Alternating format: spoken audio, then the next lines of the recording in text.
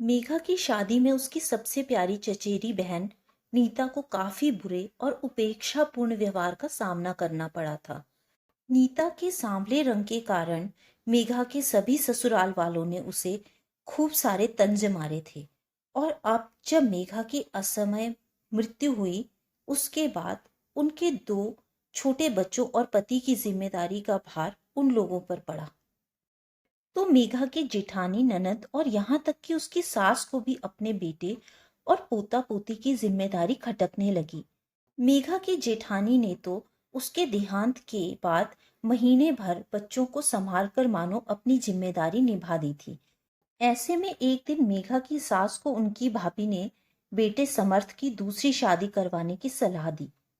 साथ ही उन्होंने ये भी कहा, कोई ऐसी लड़की लाना जो जरा दब कर रहने वाली हो, ना कि कोई सुंदर लड़की ले आओ जो घर परिवार बच्चों और पति पर कोई ध्यान ही ना दे। मेघा की जेठानी ये सुनकर बोली, माँ जी, आपको याद है मेघा की वो चचेरी बहन नीता जो दिखने में मामूली सूरत की है और उसका रंग भी तो कितना दबा हुआ है। माँ जी, मैंने तो सुना है उसकी अभी तक शादी भी नहीं हुई है। तो आप उसके घर वालों से बात करके देखो ना। ऐसे हालात में मेघा की सास को नीता उम्मीद की किरण के समान नजर आई और उन्होंने नीता के घर वालों से बात जल्दी से कर भी दी। नीता के माता पिता ने भी दान दहेज मुक्त इस सौदे को खुशी खुशी अपनी सहमति दे दी। पर नीता एक समझदार, पढ़ी लिखी और आज की युवा लड़की थी जो अपनी जिंदगी के सही निर्णय लेने में सक्षम थी।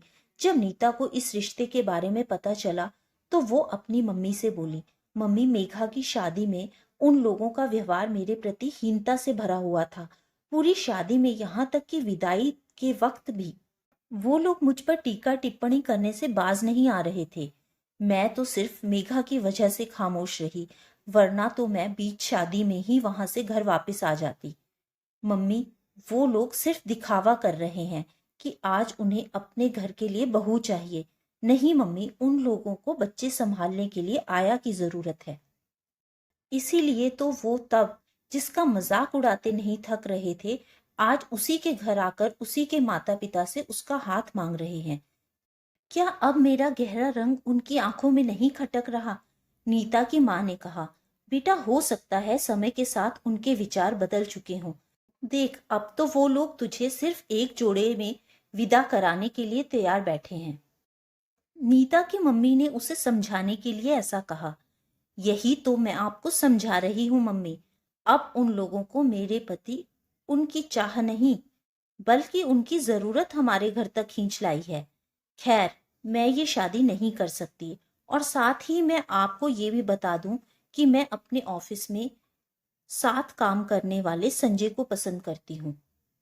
संजय एक ऐसा इंसान है जिसे मेरे गहरे रंग से कोई फर्क नहीं पड़ता है, बल्कि उसने तो मेरे स्वभाव, मेरे विचारों को पसंद किया है, मुझे समझा है और मुझे इज्जत दी है।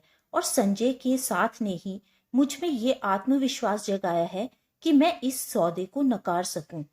नीता का ये निर्णय नीता को उसके खुशहाल भविष्य की राह दिखा रहा था। तो दोस्तों, उम्मीद है आपको आज की ये कहानी पसंद आई होगी। कहानी पसंद आई हो तो वीडियो को लाइक करें, चैनल को सब्सक्राइब करें ताकि आने वाली कहानियां आप तक पहुंचती रहें। Thank you friends.